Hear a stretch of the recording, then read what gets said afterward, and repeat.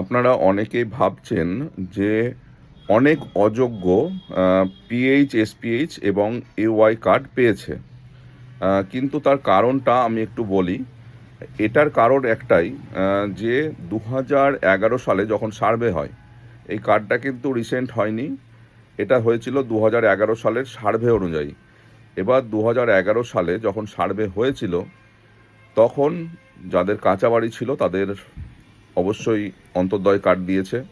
একদম যাদের পোর শ্রেণীর মধ্যে পড়ে তাদেরকে কাঁচা বাড়ি দেখে তাদেরকে অন্তর্দয় কার্ড দিয়েছিল। এবং এসপিএইচ কার্ডও অনেক কাঁচা বাড়ির লোকদেরকে এসপিএইচ কার্ড দিয়েছিল। আর যাদের পাকা বাড়ি, যারা মধ্যবিত্ত, যারা চাকরি করে, তাদেরকে কিন্তু পিএইচ কার্ড দিয়েছিল। কারণ কেন্দ্র সরকারের পিএইচটা ছিল সব থেকে তখনকার দিনে মানে বড় লোকের কার্ডের মতন। কারণ এখন যেমন আরকেশ্বরী 2 কার্ড, জেনারেল কার্ড, এগুলো কিন্তু তখন ছিল না। যে বড় লোকদের জন্য জেনারেল কার্ড করবে, যাদের চাকরি করে বলে জেনারেল কার্ড করবে। এখন যেমন চাকরি করলে জেনারেল কার্ড বলা হচ্ছে, কিন্তু তখন জেনারেল কার্ড কোথাও ছিলই না।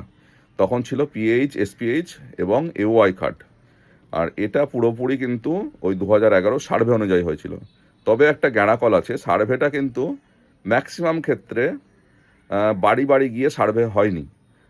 সার্ভেটা হয়েছিল কোনো পাড়ায় বসে, কোনো জায়গায় একটা বসে গ্রামের মধ্যে সবার বাড়ির নাম জেনে নিয়েছিল, এর নাম কি, ওর নাম কি, কী করে না করে সব জেনে শুনে একটা সার্ভে করে চলে এসেছিল। আর সেই অনুযায়ী কিন্তু কার্ড হয়ে গেছিলো। এইখানেই হয়ে গেছিলো গণ্ডগোল, সার্ভেটা ঠিকঠাক হয়নি, এটাই হয়ে গেছে সমস্যা। আর সেই কারণে অনেক অযোগ্যর কিন্তু আপনারা দেখছেন যে অনেক অযোগ্যর কার্ড কিন্তু পিএইচ, এসপিএইচ, এওআই হয়ে গেছে। তো তখন কিন্তু রাজ্য সরকারের কোনো কার্ড ছিল না, এই কারণেই কিন্তু ওটা হয়েছিল।